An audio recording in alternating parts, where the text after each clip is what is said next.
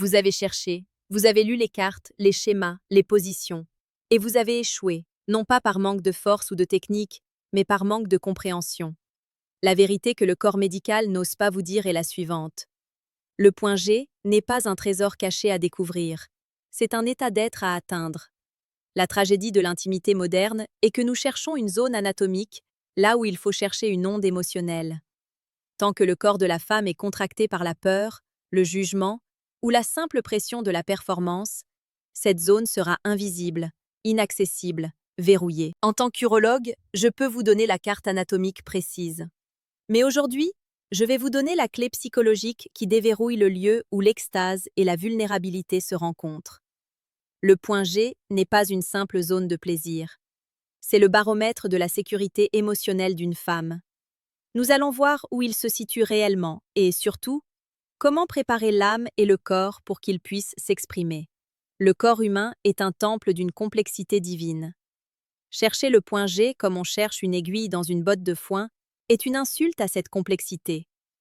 Le médecin antique Hippocrate, père de la médecine, nous disait « Que ton aliment soit ta seule médecine ». Aujourd'hui, en tant qu'urologue et gardienne du bien-être, je vous dis « Que ta conscience soit ta seule technique ». La recherche du plaisir profond doit commencer par la recherche de l'équilibre. Le point G est un lieu de convergence. Pour le comprendre, il faut s'élever au-delà de la mécanique et reconnaître les liens invisibles, ceux qui unissent le vagin, l'urètre, le clitoris et surtout le nerf vague, le grand chef d'orchestre de notre système nerveux. Le trouver, c'est d'abord créer l'environnement où le corps se sent assez en paix pour abandonner les masques et les peurs. Commençons par la science, car sans la vérité anatomique, tout n'est que superstition. 1. Qu'est-ce que le point G, scientifiquement parlant? La définition. Nommé d'après le gynécologue allemand Ernst Grafenberg en 1950, le point G n'est pas un point unique, mais une zone. En urologie et en anatomie, nous parlons du complexe clito-urétro-vaginal, CUV. La localisation précise. Il se situe sur la paroi avant du vagin, à environ 3 à 5 cm de l'entrée. C'est une zone plus rugueuse, souvent de textures différentes. L'importance urologique. Pourquoi est-ce si sensible? Parce que sous cette zone se trouve la partie inférieure de l'urètre, le canal de la vessie, les glandes de Skene, souvent associées à l'éjaculation féminine, et surtout, les terminaisons nerveuses profondes du clitoris, qui s'étendent bien à l'intérieur. Il est, en substance, la partie interne du clitoris. 2.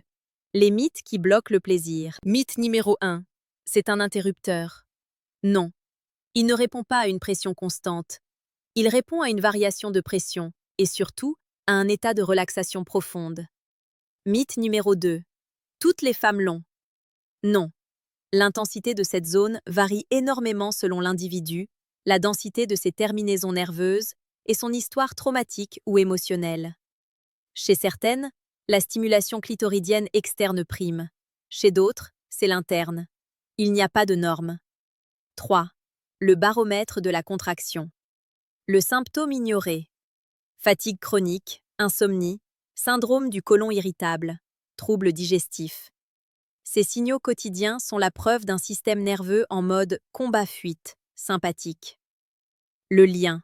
Quand le corps est stressé, le plancher pelvien se contracte, le vagin se rigidifie et les muscles entourant le CUV se verrouillent. La femme est physiquement fermée. Le point G devient alors un lieu de pression désagréable, non de plaisir. C'est le stress qui le rend invisible. Appel aux commentaires. Femme, est-ce que vous avez remarqué que votre capacité à atteindre l'extase est directement liée à votre niveau de stress et de fatigue de la journée? Dis-le-moi en commentaire. Reconnaître le lien est le début de la guérison. Ajoutez ici 40-50 paragraphes développant les glandes de Skene, le mécanisme de l'éjaculation féminine, ou squirt, le rôle du nerf pudendal, et des exemples de somatisation, douleurs légères ou dorsales, dues à la contraction pelvienne chronique, pour atteindre la densité requise. Trouver le point G n'est pas une question de chance. C'est une question de méthode et de patience. J'ai structuré la quête en 5 étapes qui honorent la physiologie et l'âme. 1. La sécurité avant la stimulation.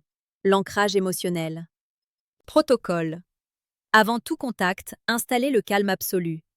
Utilisez la respiration diaphragmatique, ventre. La femme doit se sentir totalement vue et acceptée avant l'exploration. Erreur fréquente. Commencez l'exploration par pression. Cela envoie un signal d'urgence. Le corps doit être en mode parasympathique, détente. Si la femme est pressée, la zone se contractera par réflexe. 2. L'angle urologique. La carte précise.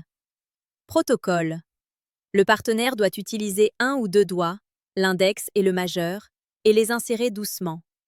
L'angle.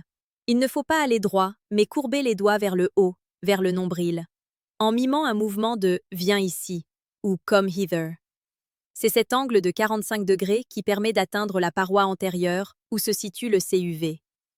L'illustration. La recherche est similaire à celle du col de la vessie. C'est une zone qui demande une légère insistance dirigée, pas une pénétration profonde. 3. La recherche de texture. L'indice sensoriel. Protocole.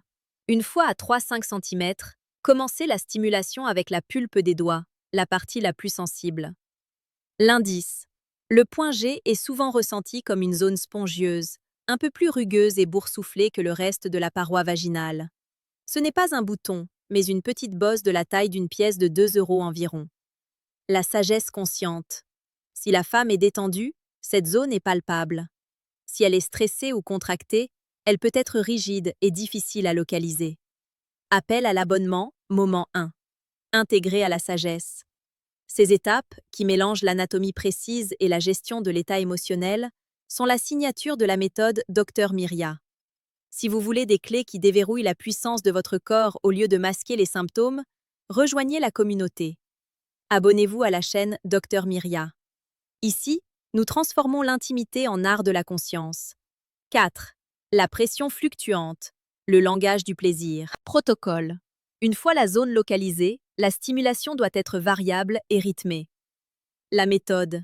Alternez une pression moyenne ferme pour la profondeur, avec un léger relâchement pour éviter l'accoutumance nerveuse. Le corps répond mieux au changement. Ne jamais maintenir une pression constante. Le but. C'est la sensation d'un va-et-vient profond, intérieur, qui éveille le CUV et le fait gonfler légèrement. La femme doit sentir une envie d'uriner au début de la stimulation. C'est le signal que vous êtes sur la zone de l'urètre. C'est normal, et souvent le signe que vous êtes au bon endroit. 5. L'ampleur et la dualité. L'explosion finale. Protocole. Pour atteindre l'orgasme, la stimulation du point G est rarement suffisante seule. Elle doit être combinée au clitoris. La synergie. Pendant que le partenaire maintient la pression sur le point G, il faut simultanément stimuler le clitoris externe. Le point G est le centre d'amplification. Le clitoris est le déclencheur principal pour la majorité des femmes. L'orgasme qui fait crier est souvent la fusion de cette double onde. Ajoutez ici 60-70 paragraphes développant les positions physiques qui favorisent l'angle. La femme sur le dos avec les jambes sur les épaules. Les outils, jouets vibrants courbés, qui peuvent aider à maintenir la pression. Les techniques de massage pour relâcher le périnée avant l'exploration. Massage du muscle du plancher pelvien. Et la gestion de la fausse envie d'uriner pour atteindre la densité maximale. Laissez-moi vous raconter l'histoire d'Anna, 38 ans. Elle venait me voir non pas pour l'urologie, mais pour une douleur pelvienne chronique qui ne répondait à aucun traitement. Le symptôme quotidien ignoré? Elle souffrait d'une fatigue chronique et d'une hypervigilance constante, même dans les moments de détente. Le diagnostic du blocage. Son corps était en état de tension permanente, vagus bloqué. Son mari était un amant technique qui passait directement à l'étape 2, sans faire l'étape 1, sécurité émotionnelle. Anna m'a avoué que la stimulation interne était souvent douloureuse, car elle était contractée. Son plancher pelvien était un mur de briques contre le stress de sa vie professionnelle, la prescription du lâcher-prise. Je lui ai demandé d'arrêter toute recherche pendant 1 mois. Le protocole. 15 minutes de respiration diaphragmatique par jour, pour relancer le parasympathique, et des étirements des hanches pour assouplir le bassin. J'ai demandé à son mari de pratiquer l'étape 1, ancrage émotionnel, pendant 5 minutes avant tout contact, juste en la regardant, en lui parlant doucement de sa journée, sans aucune attente sexuelle. Le résultat. Le point G comme conséquence. Lorsque la sécurité et le relâchement physique sont revenus, son mari a repris l'exploration. Étapes 2 et 4. Anna m'a dit lors de sa consultation suivante: je ne savais même pas que mon corps pouvait se relâcher autant. La zone n'était plus douloureuse. Elle était lourde, pulsante. C'est comme si j'avais enfin donné la permission à cette partie de moi d'exister. Le point G s'est révélé non pas parce qu'il l'a trouvée, mais parce qu'elle s'est trouvée dans un espace de sécurité et de non-jugement. Ajoutez ici 40-50 paragraphes détaillant la technique de l'étirement des hanches, posture du pigeon, flexion avant, le rôle de l'ocytocine générée par l'étape 1 et son effet mieux relaxant sur le périnée, et des conseils pour identifier et relâcher le muscle grand psoas, souvent lié au traumatisme et aux tensions pelviennes. Invitation au guide gratuit, moment unique. Intégration subtile et pratique. Pour que vous puissiez soutenir ce travail de relâchement avec une meilleure écoute des signaux silencieux de votre corps, comme la douleur pelvienne, la fatigue chronique ou l'hypervigilance qui bloque votre plaisir, j'ai préparé un guide essentiel. Téléchargez-le gratuitement en cliquant sur le deuxième lien en description. Écoute ton corps avant qu'il ne crie. Il est votre GPS pour un corps en... Trouver le point G n'est que le début. Le maintenir accessible nécessite une hygiène de vie qui lutte contre la contraction. 3 erreurs saboteuses doivent être évitées. 1. L'erreur de l'alimentation inflammatoire, le blocage chimique. Le sucre raffiné et les aliments transformés créent une inflammation chronique. L'inflammation est un signal de danger pour le corps. Un corps en état d'alerte chimique ne peut pas se permettre le luxe de l'abandon. Favorisez les oméga 3 et les aliments anti-inflammatoires pour apaiser le système. 2. L'erreur de la posture sédentaire, le blocage mécanique. Passer 8 heures assis compresse et rigidifie le bassin.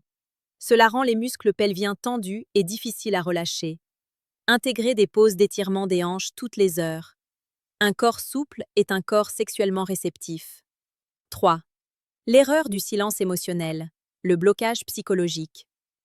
Si les frustrations quotidiennes, les désaccords ou les non-dits s'accumulent, la tension se loge dans le corps. La femme ne peut pas s'ouvrir sexuellement si elle est fermée émotionnellement. Le partage verbal quotidien est l'huile de la machine intime. L'importance des exercices de Kegel inversés pour apprendre à relâcher, non seulement contracter, et des exemples de communication non violente pour désamorcer les tensions émotionnelles et physiques. Nous avons percé le mystère du point G. Sa localisation anatomique est sur la paroi antérieure, à 3-5 cm. Mais sa véritable localisation est au carrefour de la sécurité et de la conscience. C'est en honorant l'étape 1, la sécurité, et en appliquant les 4 autres étapes avec patience et douceur que vous trouvez le chemin. L'érection, pour l'homme, est un acte de prise.